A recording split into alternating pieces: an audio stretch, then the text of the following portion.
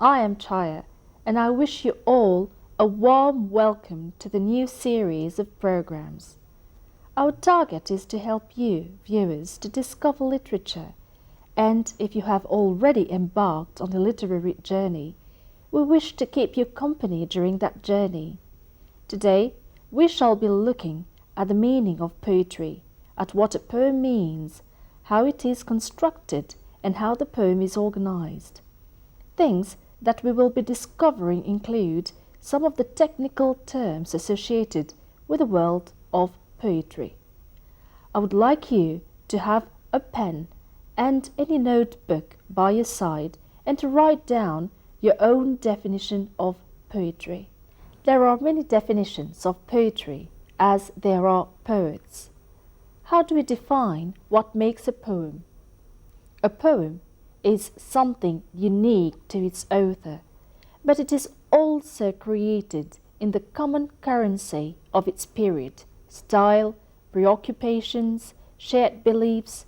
You may therefore grow out of the habit of writing Elizabethan sonnets, if indeed you ever write them, not by colleagues telling you that the style is passé, but by understanding the limits of that Elizabethan world.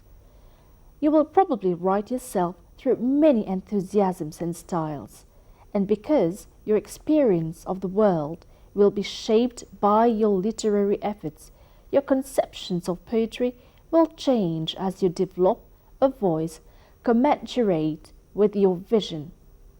Have you ever come across a poem? What makes a poem different from any other form of writing? Is it the form, the content, or both? Poetry is a lot of things to a lot of people. Homer's epic The Odyssey describes the wanderings of the adventurer Odysseus and has been called the greatest story ever told. During the English Renaissance, dramatic poets like John Milton, Christopher Marlowe, and of course Shakespeare gave us enough to fill textbooks, lecture halls, and universities. Poems from the Romantic period include Coleridge's Kubla Khan and John Keats' Ode on a Grecian Urn. Let us look at some definitions of poetry according to poets. Wordsworth tells us that poetry is the spontaneous overflow of powerful feelings. Emily Dickinson says, "If I read a book and it makes my body so cold, no fire can ever warm me. I know it is poetry." Darlene Thomas, on the other hand, says, "Poetry is what makes me laugh or cry or yawn, what makes my toenails twinkle, what makes me want to do this or that or nothing." Let us now look at what makes a poem. Poetry is different from a novel type, which is written in prose, and it is very different from drama, or what we usually call a play. One of the most definable characteristics of the poetic form is economy of language. Poets are miserly and unrelentingly critical in the way they use words to a page. Carefully selecting words for conciseness and clarity is standard even for writers of prose.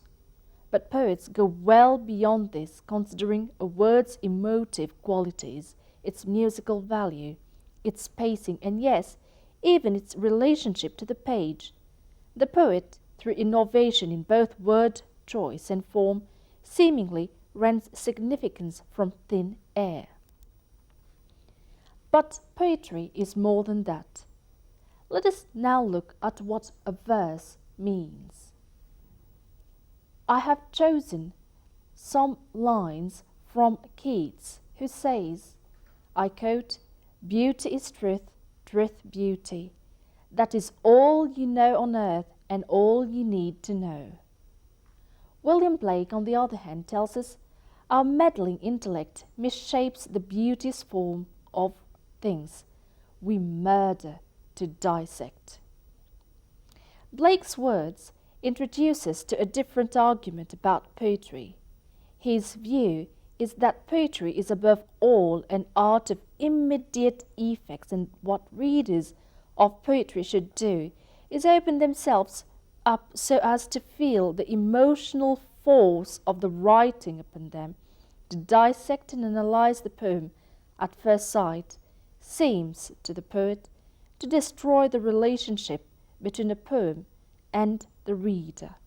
Let us look at how a poem is constructed. What is the first thing that we can note about a poem? Let's all read Sonnet 18, written by Shakespeare. Shall I compare thee to a summer's day?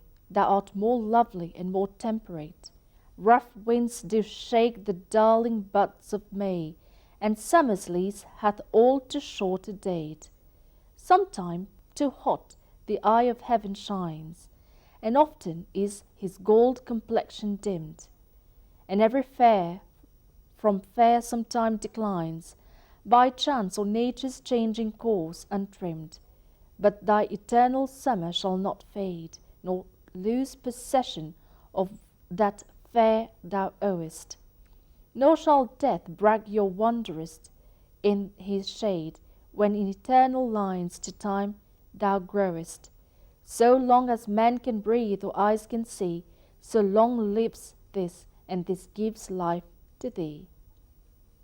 I want you to look at the poem and to jot down what you note about it.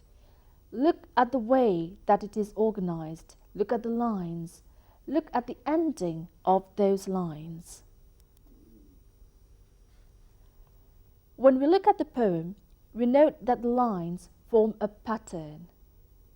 I have added A, B, C, D, E, F, and G at the end of each line. These constitute what we call end rhyme that we come across in practically all poems. Rhyme.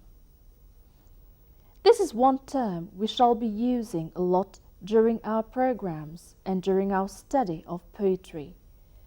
Let's look once again at those 4 lines written by Shakespeare. Shall I compare thee to a summer's day? Temperate, May, date, A, B, A, B. That's a rhyme pattern that we will see in practically all poems. We do have another concept, which is that of internal rhyme. Internal rhyme is different. Let's look at those lines written by Coleridge, another romantic poet. In mist or cloud, or mast or shroud, it perched for vespers 9, whilst all the night through fog smoke wide glimmered the white moonshine. Cloud, shroud, 9, night, white, shine. We call internal rhyme what that pattern of words that repeat themselves not at the end of each line, but within the line itself. Rhythm. Rhythm refers to the pattern of stronger and weaker stresses in a line. The stronger the syllable is called the stressed syllable. The weaker syllable is called the unstressed syllable. Where do stresses fall in a line? Here we need to consider the word accent. In the noun accent itself, the stress falls on the first syllable. We normally put a stronger stress on nouns, verbs and adjectives rather than on articles or prepositions.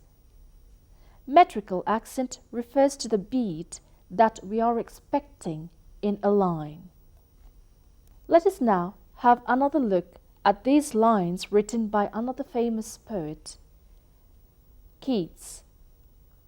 A thing of beauty is a joy forever.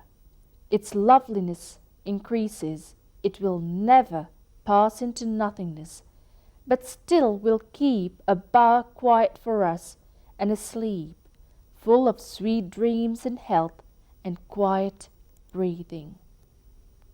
A thing of beauty is a joy forever. Its loveliness increases, it will never. Do you note the pauses in the lines? At times the pauses are found at the end of the lines, at times the pauses are found within the lines.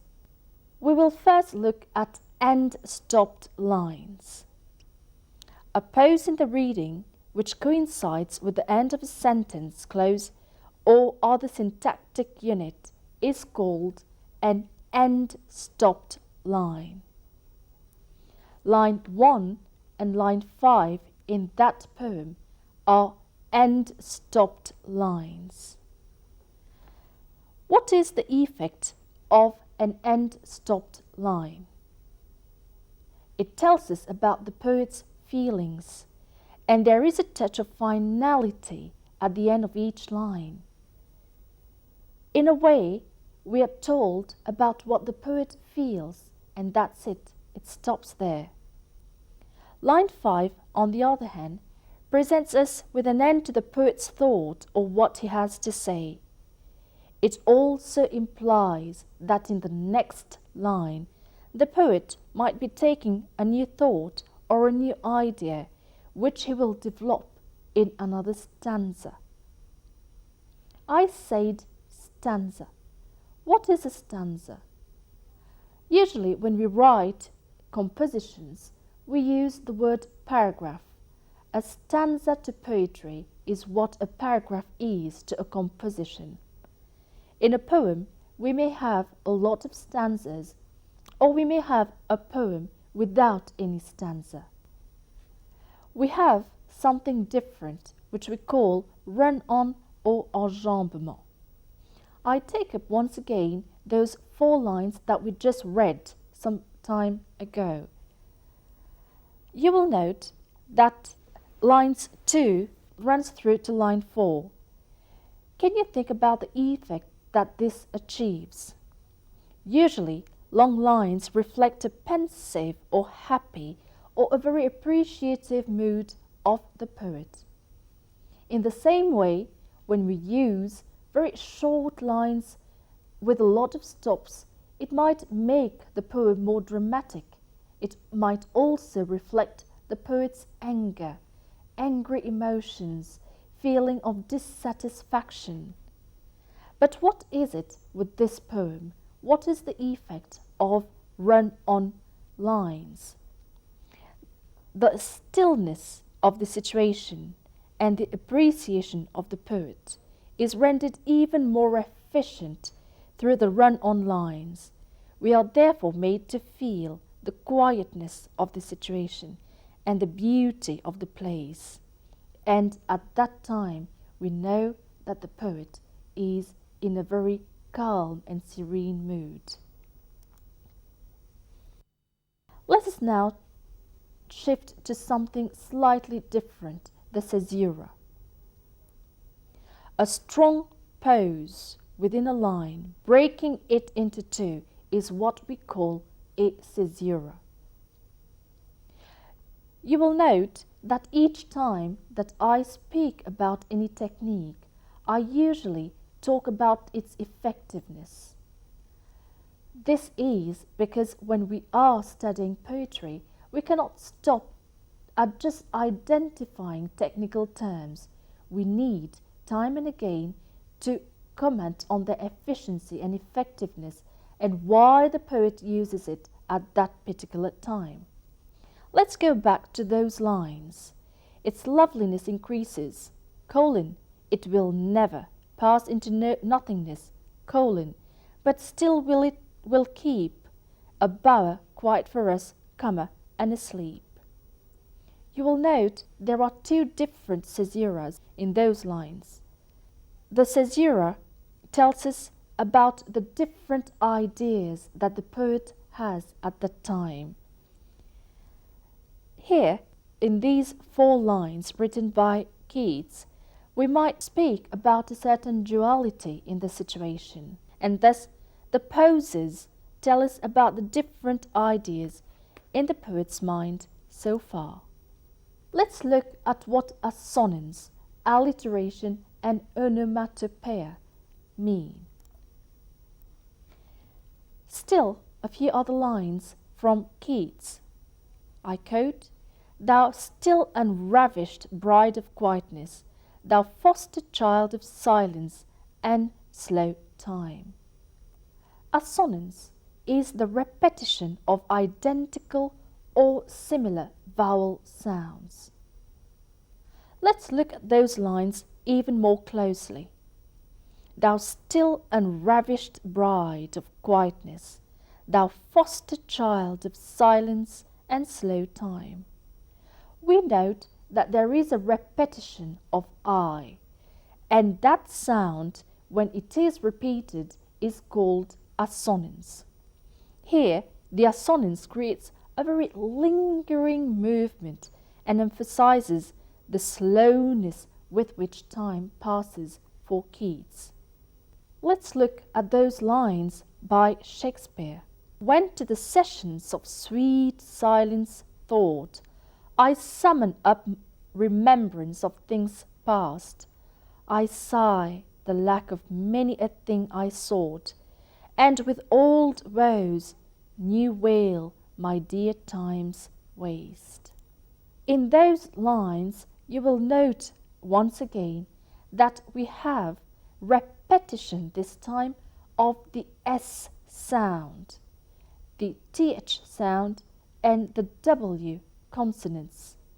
These create an alliterative effect. Alliteration is used to reinforce meaning, to link related words, or to provide tone and color and enhance the palpability of uttering words. We move to something slightly different, the onomatopoeia. "The moan of dives in immemorial elms and murmuring of innumerable bees," says Alfred Lord Tennyson. Let's look at where onomatopoeia lie in these lines.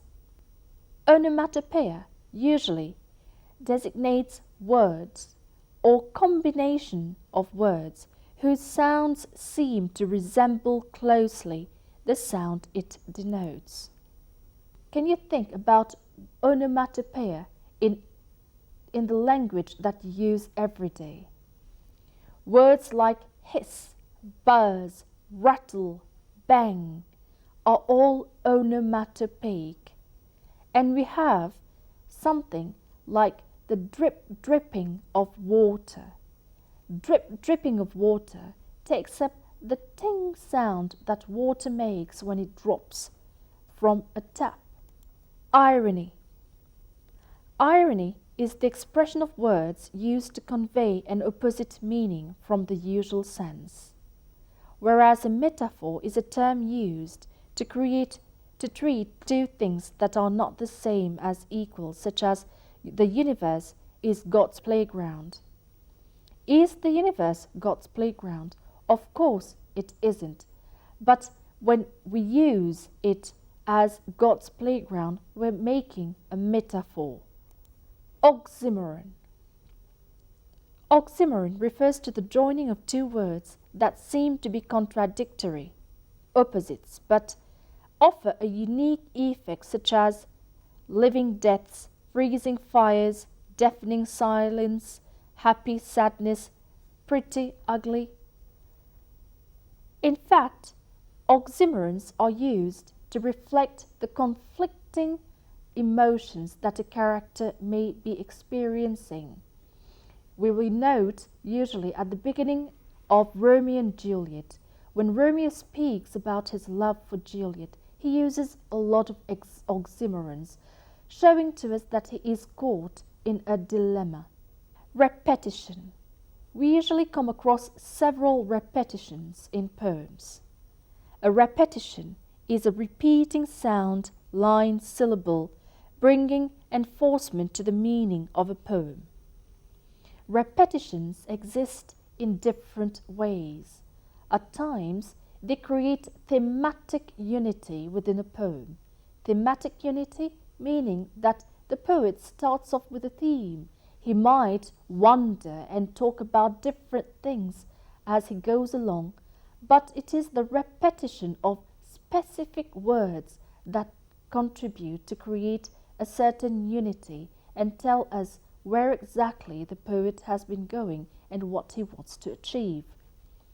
A pun is a play on words that sound similar for humorous effect.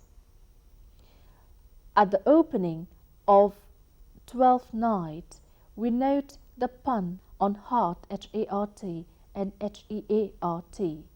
Puns usually relieve tension, but puns are also there to make us smile at a situation which is funny. Imagery. Poems contain a lot of images. Imagery evoke a mental image. It refers to figurative language. But then images refer not only to visual sense qualities, but qualities that are auditory, tactile, thermal, olfactory, and gustatory. Well, dear friends, we are now almost at the end of our first program. We have looked into different things. We have tried to define a poem. We have looked into what is a line, how a poem is constructed, what is the difference between rhyme and rhythm, what are the different sound patterns, what is onomatopoeia, imagery, irony, caesura, enjambment. But then I would like you to ponder on several things today. What was there in the session of relevance to you? Does it, therefore, generate any new ideas for you? What is the key piece of learning for you from this session? But let us look at what the next session also has in store for you. Next week, we will be looking into a poem written by Sujata Bhatt, A Different History.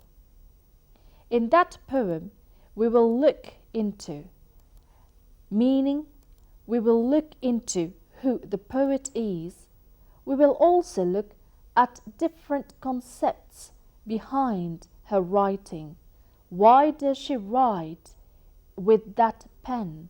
Why is it that she situates herself within the diasporic community? What is diaspora? What is a hybrid writer? What does she write about? We will also apply what we have learned today to the poem. Until then, it's goodbye from Chaya.